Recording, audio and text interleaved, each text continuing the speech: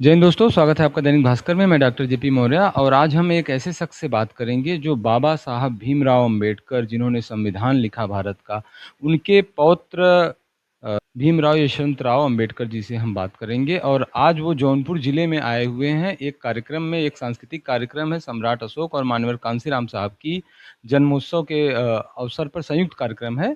इस संदर्भ में हम सर से सभी जानेंगे। को नमस्कार, जय भीम करता हूँ आपके मीडिया माध्यम से। मैं आज जौनपुर बदलापुर में जो सांस्कृतिक कार्यक्रम है, सम्राट अशोक की 2330वीं जयंती 26 मार्च को पूरे देश भर में साजरी की। आज यहाँ सम्राट अशोक की जी जयंती और मान्यवर कांशीराम की जयंती, उसके अवसर पर सांस्कृतिक मेला का आयोजन किया गया है। मेले के साथ साथ प्रबोधन का भी प्रोग्राम होने जा रहा है और प्रबोधन के प्रोग्राम में सभी बातें हम लोग रखेंगे। सम्राट अशोक जी का जो इतिहास है वो रखेंगे। मान्यवर जी कांशीराम जी ने जो समाज के लिए उत्तर प्रदेश में और देश में काम किया है वो हम लोग बातें रखेंगे। सांस्कृतिक कार्यक्रम के साथ प्रबोधन का कार्यक्रम का आयोजन किया हुआ है, उसमें मैं मेरी बात रखने को जा रहा हूँ। जो बहुजन के महापुरुष है, उनकी विचारधारा जन जन तक पहुंचाने का काम इस मेले के माध्यम से हम लोग कर रहे हैं। आज की जो सिचुएशन है, आज की जो परिस्थिति है देश पर, उस पर भी हम लोग चर्चा करेंगे।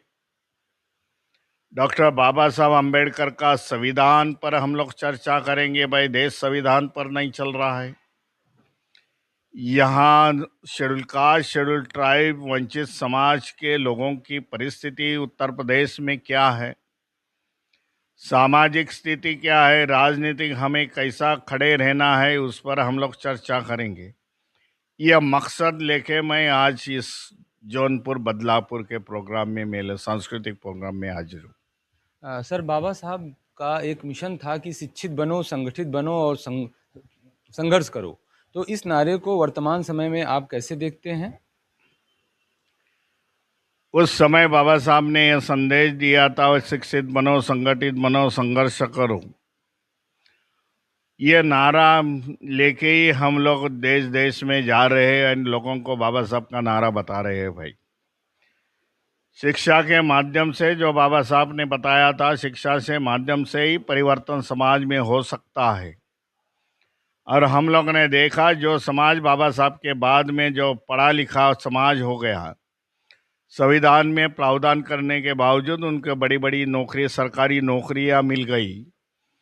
और देश में वंचित समाज में, शेड्यूल कास्ट समाज में, शेड्यूल कास्ट, शेड्यूल ट्राइब समाज में, ओबीसी समाज में, उसमें सामाजिक बदलाव आला, आर्थिक बदलाव आ गया।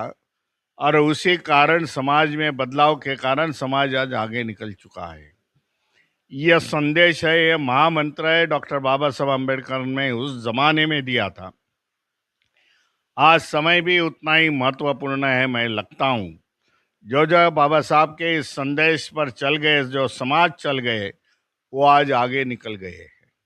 बाबा साहब ने ये भी कहा करते थे कि शिक्षा उस शेरनी का दूध है जो पिएगा वो दहाड़ेगा।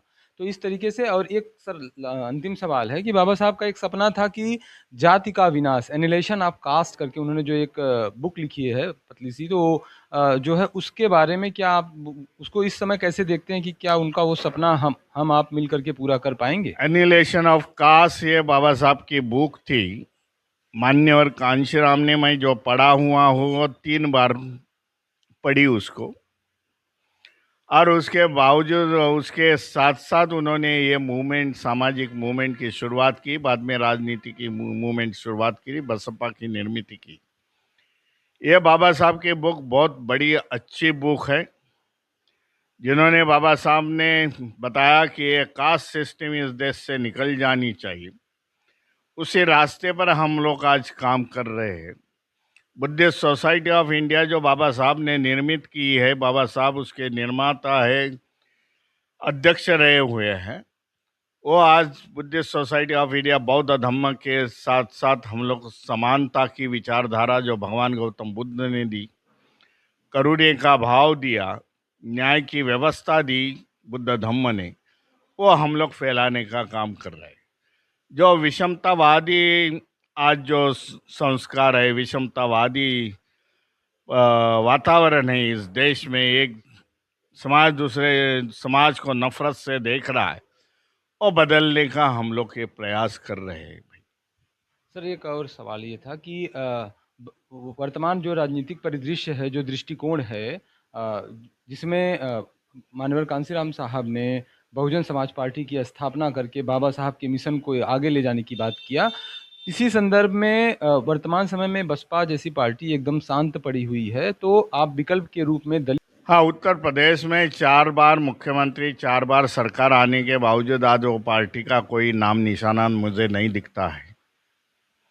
इसी कारण हम लोग ने देखा है कि जो लीडर, पार्टी का लीडर हुए, जो बाबा साहब की विचारधारा, मान्यवर कांशीराम की विचारधारा, बहुजन महापुरुषों की विचारधारे पर चलते हैं, उस विचारों से अपनी पार्टी, अपना संगठन चलाते हैं, वो पार्टी आगे निकल जाती है।